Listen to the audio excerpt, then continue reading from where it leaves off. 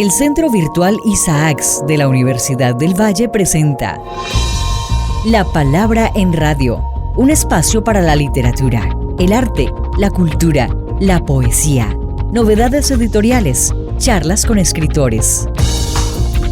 La Palabra en Radio, domingos 10 de la mañana por Univalle Estéreo. Dirige y presenta Darío Henao Restrepo. La Palabra en Radio.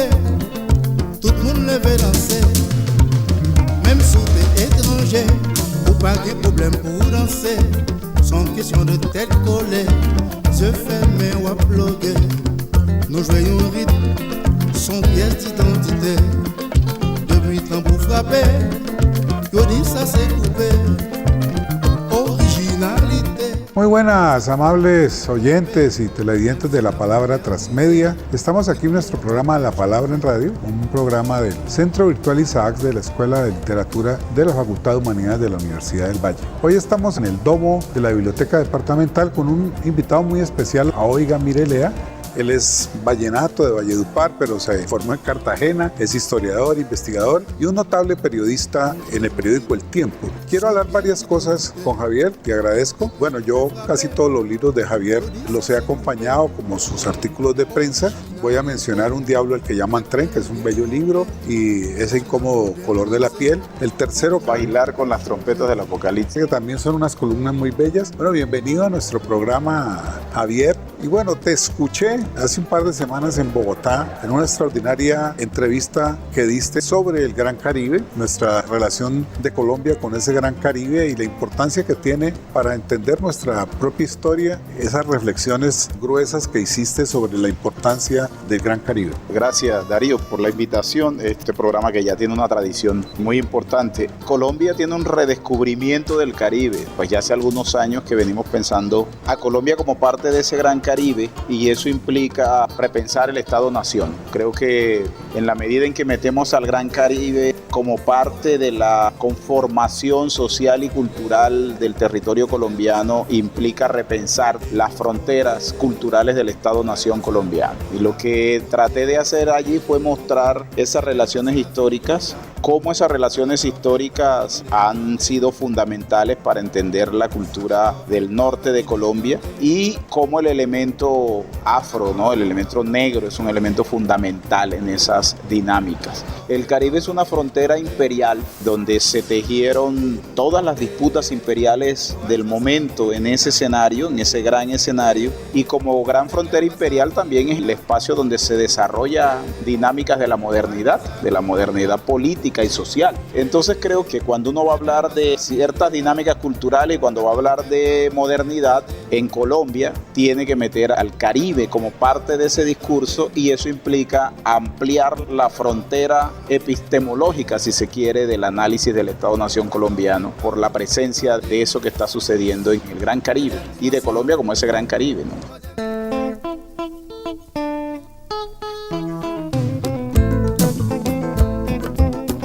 Monsieur Cap marié Cap placé, Monsieur Cap marié Cap placé, tout ça ou fait la passer na main, charité ou va mander, tout ça ou fait la passer na main, charité ou va mander, ou travail du pour payer loyer, pour dépenser tous les jours, ou travail du pour payer loyer.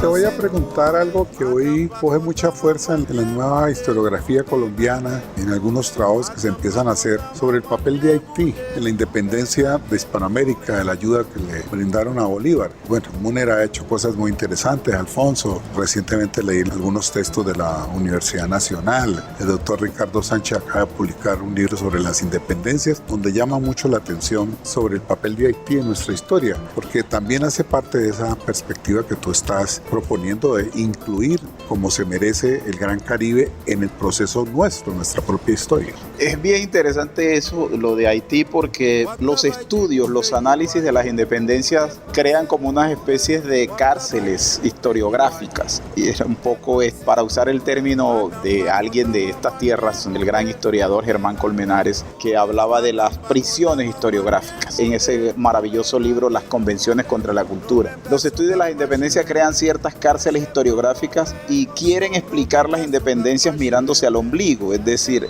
la conformación del Estado-Nación a partir de la independencia se pretende explicar desde la misma lógica del Estado-Nación ya formado, y ahí hay un error, porque eso es lo que hace que esas influencias externas como la de Haití, no necesariamente hay que catalogarlas como externas, porque pues las revoluciones del siglo XIX son revoluciones globales, son revoluciones que están inscritas en unas dinámicas globales. La revolución haitiana está inscrita en una dinámica global, y la importancia que tuvo para el resto de revoluciones que se están dando en el Caribe y en la zona continental, en el Caribe insular y en la continental, es fundamental. Para ponerte solo un ejemplo, los que sobreviven al sitio de Pablo Morillo, los máximos líderes, ¿hacia dónde se van? Se van hacia Haití, porque era la esperanza de libertad la que estaba allí. Y los Cayos, que apenas se le acaba de reconocer a los Cayos la importancia, y creo que se hizo una especie de señalética, de monumento allí que hable sobre ese sitio como el espacio que recibió a muchos de los exiliados colombianos, lo que sería luego parte de la República de Colombia, que se escaparon al sitio de Pablo Morillo. Y bueno, luego viene toda esta cosa de Petión y toda la ayuda a Bolívar y el dinero, hombres, recursos, en fin. Uno no puede entender las independencias y la independencia colombiana para la formación de la República de Colombia si no tiene en cuenta Haití. Muchas ayudas foráneas, todo el tema de la legión extranjera en Colombia, pero creo que Haití se sacrifica en ese análisis y hay que ponerlo en el centro de la discusión. Haití, para poder entender las independencias en este territorio. Con un elemento clave, y es que Haití hace una revolución hecha por gente negra, y eso es inédito, e incluso es una modernidad desarrollada por gente negra que tiene un carácter todavía más radical que la modernidad tradicional. La Revolución Francesa. Exactamente. Entonces ese tipo de cosas creo que hay que tenerlas ahí presentes, y eso se está construyendo en el Caribe. Por eso, como te decía al principio, no se puede entender la modernidad de esta zona sin entender esa modernidad que se está desarrollando ahí en el Caribe, y esa modernidad política en la que Haití contribuye sustancialmente. Un territorio que está planteando en su constitución que se está planteando como una república negra.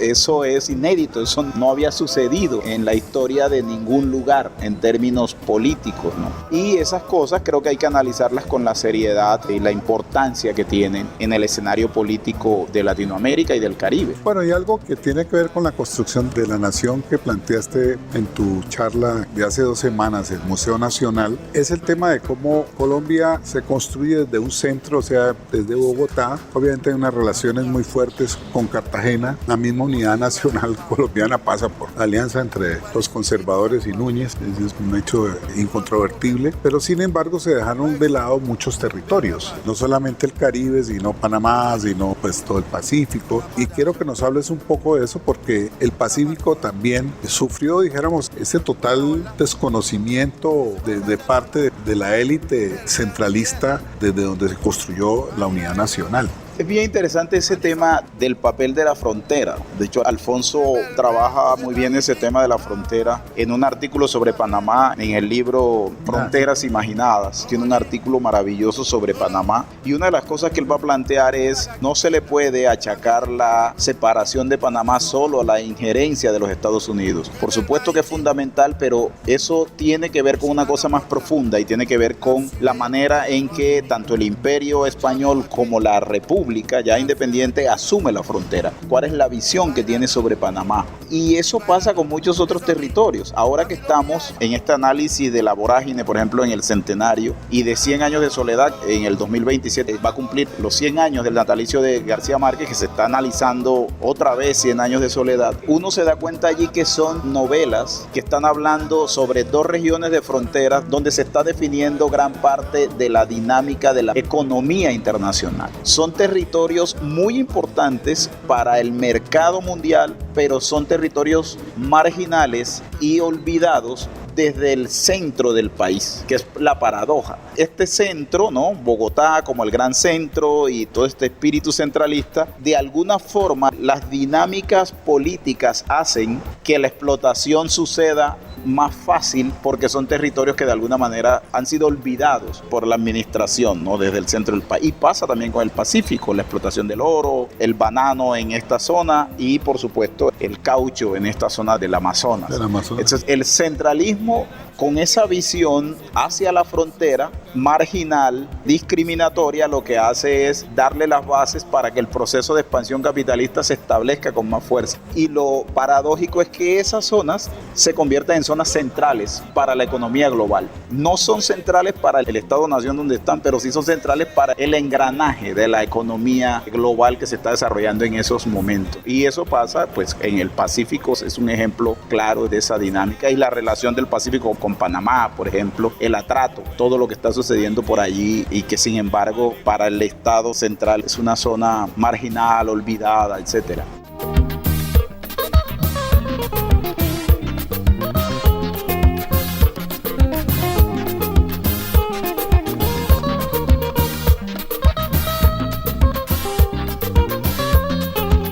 Voyez ti fue yo, l'hiver yo séché, tout ti bête yo mouri, tout pied bois tombé. Cheveux la sirène coupée, jeté dans la mer. Voyez ti fue yo, soleil la pichot, tête ti moun yo boulé, po yo vin binoué.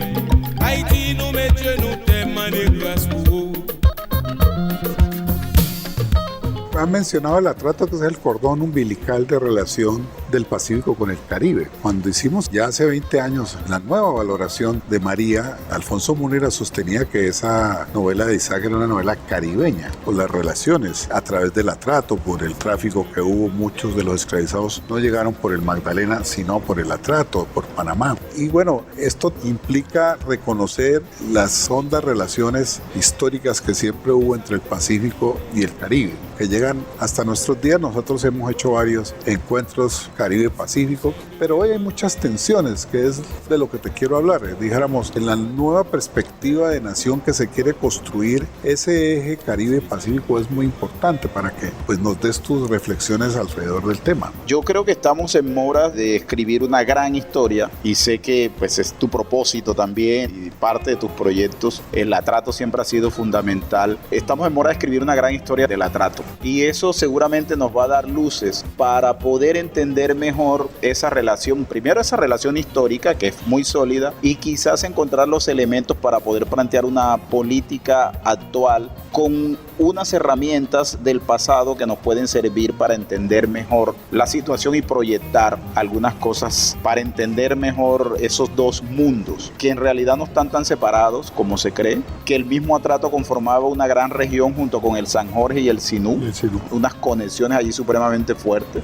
Bueno, Zapata se quería ir cuando comenzó su vagabundaje, que luego lo plasmó en ese libro maravilloso de Pasión Vagabunda. Se quería ir por el atrato, a pie. Lo que pasa es que por supuesto por la geografía no iba a poder llegar a pie por esa zona. Pero creo que hay que volver a analizar cuáles eran esas relaciones. Solo hay que leer con detenimiento A las estrellas son negras de Arnoldo Palacio y cuál es el afán que tiene Irra por irse a Cartagena, por ejemplo, para uno entender cuáles son esas conexiones históricas que hay allí y lo que eso implica. Creo que la política, incluso voy a atreverme a decir esto, creo que el activismo político contemporáneo a veces le hace falta nutrirse más de la historia. Y creo que si nos nutrimos más de la historia vamos a encontrar que hay una serie de herramientas que nos sirven para entender esto en una dimensión mucho más amplia, mucho más global. Y ahí nos va a permitir desarrollar políticas menos mezquinas, menos en un afán del génesis y de buscar la diferencia, cuando precisamente las fortalezas son esas conexiones y esos lazos comunes que permitieron desarrollar ciertas dinámicas allí que hay que empezar a reconocer en su fuerza. Quiero hacer un homenaje que es importante importante, ahora que hablo del atrato, yo iba mucho a Cartagena cuando Óscar Collazos vivía allá, porque él era un hombre del Pacífico, de Azolano, se había criado en Buenaventura y había terminado aquí en Cali, después se fue a recorrer el mundo y recaló en Cartagena los últimos 10 años. Me contó historia de que trabajó con un tío en el comercio del atrato, etcétera. Me llevé muchos materiales, era la novela del atrato. Por seguridad, él me dijo que no había condiciones, porque siempre le dije que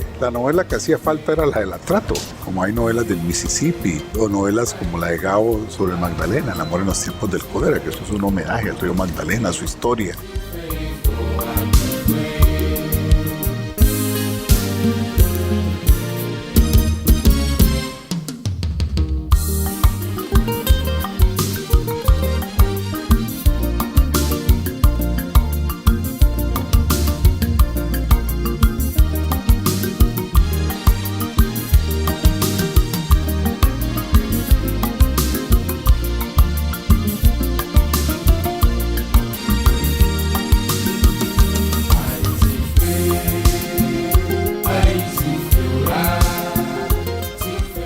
Vamos al punto que has tocado de la importancia de reconstruir, dijéramos eso, para entender esas fronteras de las que has hablado, que es el eje Caribe-Pacífico, que no ha sido, dijéramos, tenido en cuenta como se merece en la construcción de la nación colombiana. Ese es lo que tú has insistido en tu pregunta y bueno, diciéndote que vale la pena entonces construir una perspectiva alrededor de eso para explicarnos mejor la construcción de la nación colombiana. No se podría entender parte de la historia de Colombia sin el río Atrato y creo que hay que empezar a darle la importancia que tiene. A mí me parece que Alfonso fue muy agudo en darse cuenta, por ejemplo, que ese gran libro, que es un libro maravilloso de ficciones fundacionales de Doris Sommer, cuando habla de la avenida de Efraín buscando a María, dice que viene por el Magdalena, en realidad es por el Dagua. Eso habla de que esa conexión Caribe-Pacífico, no por el Magdalena, sino por el lado de Panamá y también por el Atrato, ha sido sacrificada y creo que hay que empezar a reconstruir ese tipo de cosas. A propósito de lo que hablabas de Óscar Collazos decía que él era un Caribe del Pacífico, precisamente por esa conexión a través del río Atrato. Bueno, yo creo que esta conversación me parece importante por algunas cosas que quedan allí, más que conclusiones como aperturas o retos académicos, retos de investigación que tenemos. Y esa relación con el doctorado en estudios afro-latinoamericanos. Exactamente, y la posibilidad de analizar esto desde todos los ángulos, la historia, la literatura, hay tantas cosas allí, pero no aislado, sino en esa conexión necesaria para poder entender un universo tan complejo, pero tan rico y necesario de estudiar.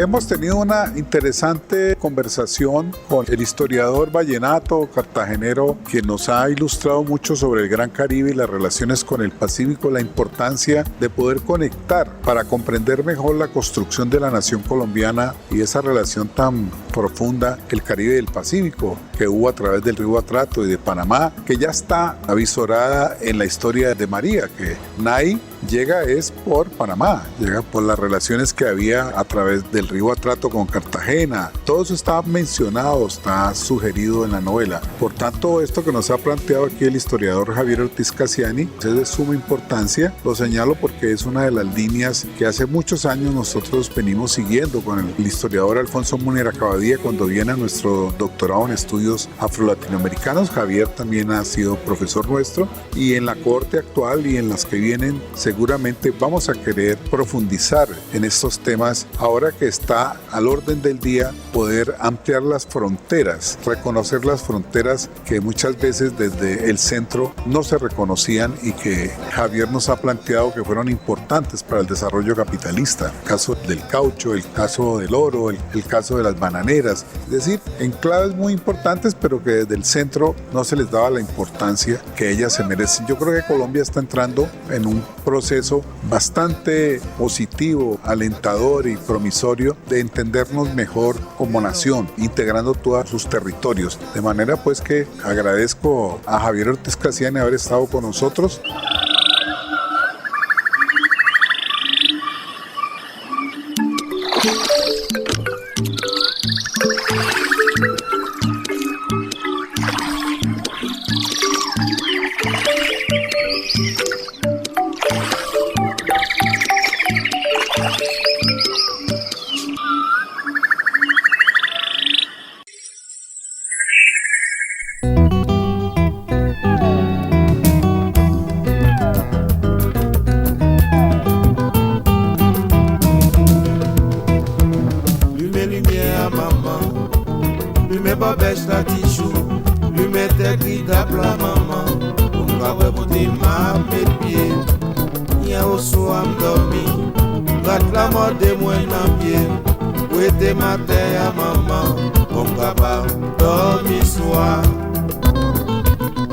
Bienvenidos a este espacio sonoro Música Negra. Hoy nos acompaña Coupé Chloe, nacido en el pueblo de Fingua, en el distrito de Leuyogán. Es una figura icónica de la música haitiana. Reconocido por su estilo musical el compás, que surge en la década de 1950, esta es una evolución del merengue haitiano que existía a finales del siglo XIX. La influencia de Coupé Chloe lo posiciona junto a los grandes nombres de la música haitiana como Neumor, Jean-Baptiste, y todo su legado sigue siendo de los grandes íconos en Haití, África y en toda la diáspora haitiana.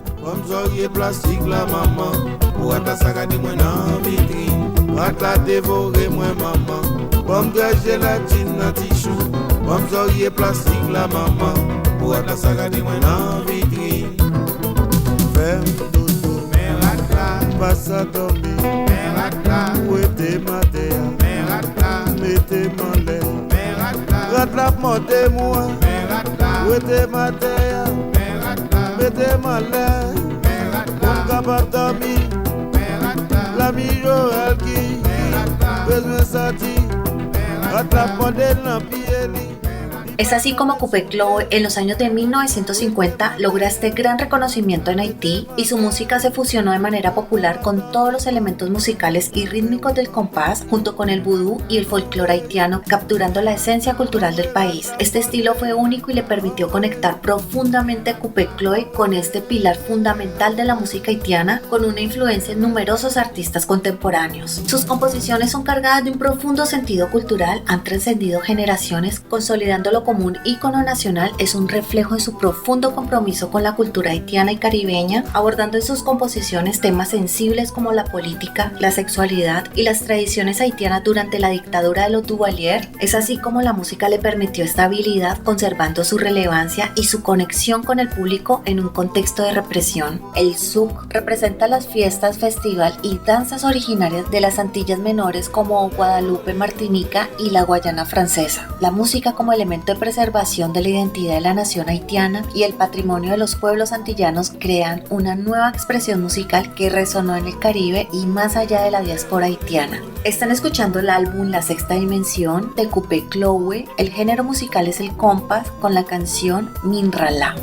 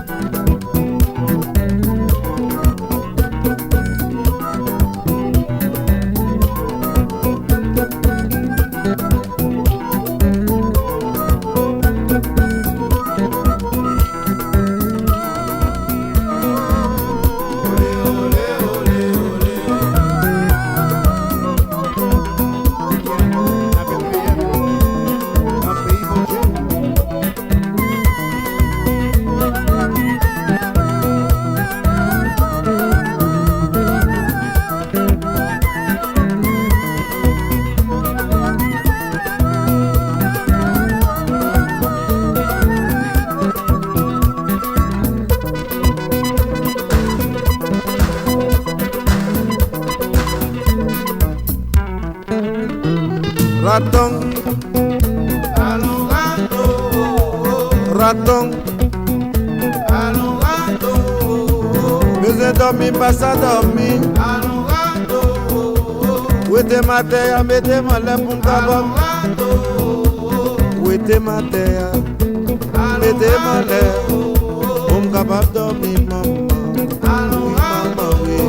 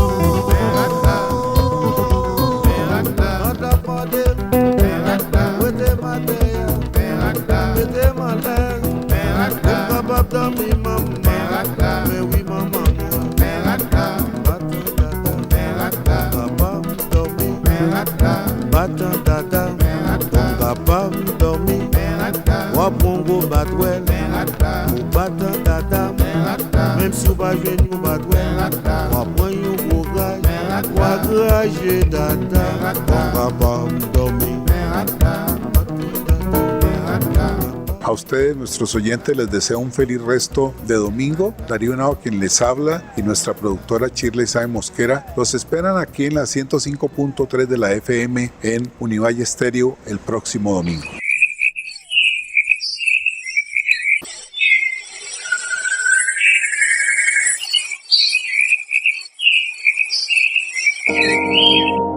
El Centro Virtual Isaacs de la Universidad del Valle presenta La Palabra en Radio, un espacio para la literatura, el arte, la cultura, la poesía, novedades editoriales, charlas con escritores.